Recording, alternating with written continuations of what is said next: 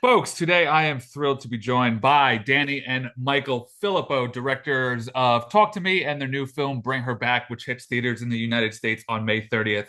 First question, I want to big up Sora Wong. This is her first Yes. film role, so I want you guys to talk to me about how you found her and sort of what it was like directing somebody with impairments and how you worked that into how you shot the film. Well, like we knew that we wanted to like find someone that was actually vision impaired because we knew it would bring an authenticity to screen that's so rarely seen. And it was just a call out to our communities that had non-sighted and vision impaired people, and they're like the schools that we reached out to, and then pretty much we like had like a bunch of self tapes that came in of girls that were interested in acting or curious about it, and Sora was one of those people, and so she came in person and did like an improv scene, and instantly blew us away because she's so natural. And with acting, you either got it or you don't got it, and she definitely had it. And it was just about like surrounding her with people that would help nurture the talent. With these amazing acting coaches as well that helped with her. And then we like there was Bree and Miranda, and yeah, it was about like scheduling the film so like the easier films, the lightest side of the film was at the start, so she could like get comfortable with her character, get comfortable with performing, get comfortable with the cameras, and then the heavier scenes were like towards the end of the film. And yeah, it's just about letting her know like there's no such thing as a bad take or a bad performance. And you can change dialogue if you need to change dialogue. Like how would you say it? You can pick your outfit. Her parents were on set. There was an access coordinator that like helped like make the set safe for her, so she could like help bring her to set and help her navigate the area. And it was Because even she's amazing because she doesn't want to be babied or bubble wrapped. So she was all about like with stunts, she yeah. was throwing herself into these things. She's so physical and amazing. So you would even if you speak to her, you wouldn't even imagine that she's vision impaired. She's so incredible. But then none of them are like there was a girl that inspired the film, like a friend's little sister, and you speak to her, and she's so hyper aware, and she's so physical. Like she fights and wrestles with her brother, and they play this sport goalball where it's like you've got these blindfolds on, and you're just hearing this ball come at you, and then it just fucking hits you, and it's the most painful sport. Every time that you block it, it's just you getting hit by this really heavy ball. But she's playing it, and like Sora was playing it, and they loved it. So like I like how like there's this perception that it's like, oh, be careful, be careful. In one hand, yes, in the other hand, they're actually super, super physical and super tough, and yeah, they were incredible. Congrats to her. She was awesome. I think it's a really cool thing that you guys did to write that role and cast it that way. I'm going to say something to you guys that I bet you've never heard before. While I watched your film, I started to think about comedy. and, and I was thinking how they say all humor is rooted in pain, and how you guys seem to be applying that line of thought to the horror genre, certainly in terms of the characters and stories that you bring to life. So, what is it about horror that appeals to you guys in terms of expressing what you want to express as artists? It does feel like I know like horror films are horrific and they can be really scary, but they feel like a fun way to express dark themes. There's something about it that like it doesn't feel as full on through a horror lens. It's a bit more fun that you could explore the stuff like through a possession genre or through a psychobilly genre. There's something about it, and like you can lean sometimes into the absurdity of it, or like there were moments in the second half of the film that feel a little bit camp, and that was like intentional, and I don't mind that. And I don't. It just feels like you can really really go there, like more so than like just a comedy film or a dramedy. Like you can really go to dark places, but you also can implement a bit of comedy all the way through it because there was like moments of levity in the film. And then another thing I thought about while I watched this film was I thought about Steven Spielberg and that famous clip of him directing child performers through tough scenes. Talk to me about directing young actors not only through traumatic scenes but physically demanding scenes. Both Jonah and Sora are doing a lot of physically and emotionally intense work, and I'm curious about your approach to guiding them through that. Yeah, it depends on the scene. So Jonah's very interesting because Jonah's a very, very physical kid. He's actually a Muay Thai fighter. He's had Oh. 3 fights. He's a musician and he's an actor and he's 10 years old somehow. So he already has this physicality about him, and so he really brought it to those scenes. The like say the gore stuff, that was the most fun to film, and because that's watching it and shooting are 2 different things, but that was some of the most fun things to film. And it's about finding those little moments and going through these moments with him, these actions and movements, and kind of just trying to find the right way to capture it was the thing. And then with the emotionally tough scenes, it's about getting into a headspace with the kids to shoot that stuff and capture it so it feels real and authentic, and then breaking out of it. So having a joke take or something to snap us out of those kind of heavier moments. But Like Sally was so good with the joke takes where you input this really yeah, like thing. so we'll have the lines and then we'll just have Sally do something ridiculous. Like I in start character. singing to the kids at this point, Yeah. and then they're like trying to be in character, and then Sally's like doing this weird dance and sing routine.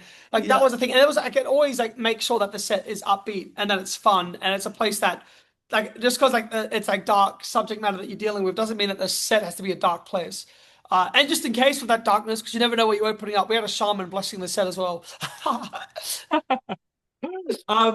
You guys bring up Sally. I'm gonna ask about her, but did it occur to you at some point that you were taking the mother from Paddington, one of the most beloved moms on film, and turning her into a terrifying, heartbreaking mother? Did that click at some point? Because like I was like, oh my God, this is 2 totally different sides of her. Well, that was the exciting part about Sally, was that she was able to embody so many different people. Or like every time you watch her character, it's a completely different person. So that was the exciting part, because we knew that we wanted to have a character actor, like a really strong character actor. And like if you look through her filmography, you're blown away. She's like, what the hell? Like I can't believe the range that she has. And so the idea that she would bring that sort of that sort of craft, or that like that ability to a character like this was so exciting, because she naturally is really warm, and she naturally does feel really maternal, and then to twist that on its head was Laura was until this loss. So it's there. She's quirky, but she's loving, and she's a child psychologist. But the idea this loss has twisted her. Now she's using those skills to not help, but to break. And that's what she brought. She brought this real human point of view to it, and it is a sequel to Paddington 2. So on Talk to Me, you guys were young, but you were still older than pretty much the whole cast. In this film, Sally is not only more experienced than you guys, but she's a 2-time Academy Award nominee. How did working with and having somebody of that stature anchoring your film change, if at all, the way that you guys worked? Well, we were scared when we first went, because we sent the script to Sally Hawkins. She was at the top of our list, and we didn't think she was going to say yes. And then they came back. They were like, Sally loved the script. And it's like, oh, what? They're like, Sally wants to talk to you guys. And you're like, your mind's blown. And then instantly we're like terrified of being like, what if she has an ego? What if she's like difficult to work with in that way? What if she goes like 2 takes only, and then I'm only doing 2 takes only. Yeah, I leave at 4 o'clock. I'm gonna listen to direction. I'll do it my way, because like we've heard about those experiences with those sort of actors, and so that was what we were scared of. But like once we jumped on the Zoom with her, she was so down to earth and so lovely, and like questioning whether or not she could pull it off, she could execute it. And through that just that first Zoom call, it felt like we'd known her forever. It was just one of those calls and one of those conversations, and instantly felt comfortable with her. And it was just like allowing her to know, like, yeah, whatever you need. Yeah, because she's the mom in Paddington, for fuck's sake, of course. I was like, you feel very motherly to me. I feel. I don't know what a Zoom call with her now would be like after that experience. Yeah, because she's still in Laura's headspace. No, but it's interesting. Every actor has certain things that they like and makes them comfortable, and is always trying to cater to that. Sally's it's kind of like let her do her thing and get out of the way, you know. But she wanted to work on every single moment.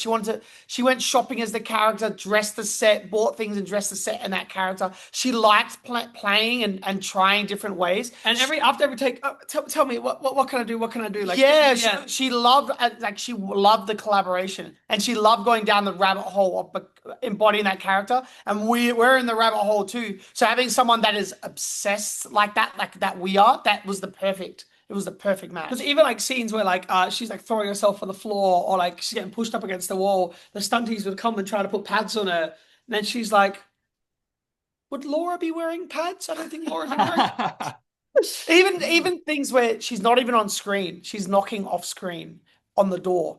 She's like, I have to be there. I want to come and do that. Wow. She's that in it. She's that in it. Cool. It's incredible. Yeah.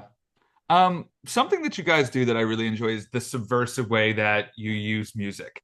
Your films, they're full of dread and trauma and horror, but you use often upbeat pop and rap. So explain to me your approach to sort of soundtracking your films and playing with the tone of the songs that you pick. I remember when I was 16 and I was like in this car accident. And it was like a really bad car accident. I had split my eye open. I thought I might have broken my back, and then like my friends were covered in blood. I was on the floor, and then there was a car that was parked and pulled up, and it was this song from Black Eyed Peas: Monday, Tuesday, Wednesday, and Thursday. Oh my God. And that was such a weird juxtaposition or such a surreal experience to be in. Like, I feel like stuff like that, like instantly when there's an uncomfortable scene or whatever, like implementing one of those soundtracks or one of those things, it's like, I like that. Like a musical montage to this film, like you could look at it through two lenses, where it's like, this seems really fun and incredible, and like, wow, look how much fun the characters are having. And there's another lens you could look at it and be like, this is horrifying and really inappropriate and like terrifying. And it's those things as well. Laura it's all about what you see and what you don't see, truth and lies.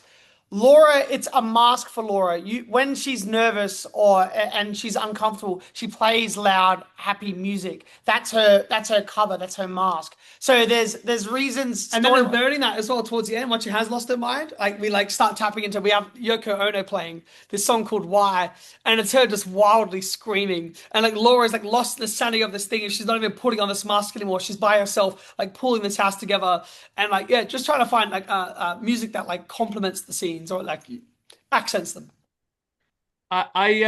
In both of your films, something that you do is fuck with eyes. In Talk to Me, they go with this deep black. In this film, they go with deep red. What is it about the visual of the eye and screwing with that you guys find so compelling? I love like getting our teams to custom design these lenses. And like finding different ways that these possessions can look and feel like that Oliver poster with him with his eyes open and he's looking up, like the eyes are what you're drawn to instantly, it's the window into your soul, and like, there's something about them that are so expressive, and they're so, I don't know, like you're so used to how eyes look, and the idea of this thing, but like you look into people when you're talking to them, you're staring into their eyes, the idea that they're bleeding through, they're melting away. There's something really uneasy about it. Well, it's the first thing you look at in someone's eyes. If you cover someone's eyes, you can never put a true gauge of their emotion. It's all in the eyes, and that's what's interesting. Even back where we've say films like Psycho, when the policeman comes up to her, and he's got these glasses, and they're completely blacked out and you can't see his eyes. And there's something about that that's so menacing. All these little things, that just visual things of someone's eyes, it evokes so many different emotions, and it's so telling. So we love that idea, and it's something that we're fascinated by. It's like they need to be practical lenses. We need to be able to put them in. They need to be the full sclera. There's just something about them that I'm drawn to. So you guys are working on Talk to Me, which I love how you titled like Too Fast, Too Furious. It's very sophisticated. Talk for Me is the fourth one. But what I do want to ask is sort of the legacy horror sequel or remake has become a huge part of the film business in the last 10 years. Halloween, you could go so on and so forth. Are there any characters or stories out there that you guys would like a chance at? It could be something super mainstream or something niche that you feel like deserves a shot in this new age. Well, like to be honest, mine was one of the mainstream things. The one remake that I was like, I would love to have a stab at that was Friday the 13th. Like the idea of doing like a fun slasher, like a camp counselor slasher is so like that idea was so incredible to me. But so I was like looking into that and talking to people about the rights of the film, and then I heard that A24 were doing a TV show based on it. And then I was like, all right, well, don't worry about it then. Like that's like I don't want to be competing with this TV show that A24 is doing. I'm also not. I'd be afraid to do something like that because there's such an amazing audience and they're their own movies. I'd be so afraid of screwing it up. You know, I'd be so afraid of Being that guy that's fucked up that yeah, franchise. like it's someone else's point of view, someone else's expression. So taking that, I don't know. I'm not entirely comfortable with it. I guess maybe in future, but I would Does seeing what Robert Eggers just pulled off sort of dampen that fear a bit? Because he went after Nosferatu, you know, like it doesn't really get bigger than that. So how did seeing him pull that off make you feel about those feelings that you have? It just makes us I feel inferior. yeah, he's just more talented. Like that's a real director. He's a real director. Like that's incredible. So yeah, I just wouldn't trust myself to do it. You guys are on your ways there, man. The way that you imbue these films with a emotional through line that sticks with you just as long as the kid chewing on a knife is a credit to your guys' craft at the most important level, the story and building out the world around that. And then you put on all the thrills that they slap on the poster and then the trailer. But so far, your work has really spoke to me in the level of humanity in which they have in a genre that sometimes leans a lot on tropes. Oh wow! Thanks so much. Yeah, wow. So congrats on the film. I can't wait to see what you guys do next. Talk 3Me, talk 4Me. Talk to me 5, stop talking to me. All right, gentlemen. Cheers. Thank you so much. Cheers.